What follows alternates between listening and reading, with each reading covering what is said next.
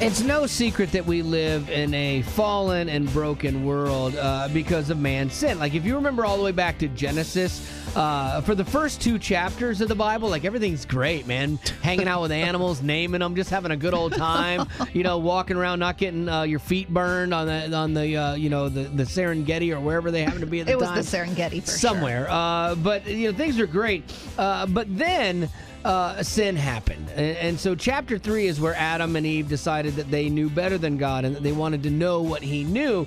And from that moment in time, history changed because of sin. And I don't get mad at Adam and Eve, because the reality is if they hadn't blown it, someone else would have. And odds are it would have been me. It would have made it all the way to 2021, and then I would have definitely blown it. So 2021, it would have been the year you were born. Yes, exactly.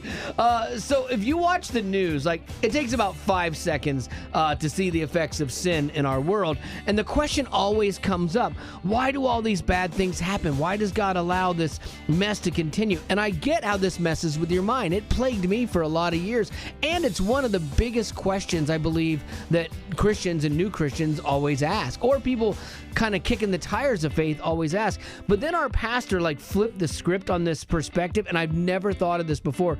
He's like, it's kind of like a glass half full, glass empty kind of thing. So either you can ask, why do all these bad things happen, glass half empty, or you can say, given this broken world, how sinful it is, how messed up it is, why do good things happen?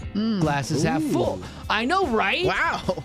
That was something that I had never considered before, because I'm kind of a pessimist anyway, and so I always see the other. But then I thought, you're right. If the world is broken and it's operating, in a world that runs rampant with greed, selfishness, corruption, then why should anything good happen? Why would any good thing happen? And the reality is the good things happen because of Jesus in this world and Jesus in our lives and us living out our faith. And so that to me was kind of like a game changer. So, it's a miracle that good things are happening in a fallen world, and we get to partner with Jesus in that miracle by living out, the life-changing faith that we have in the face of all this mess.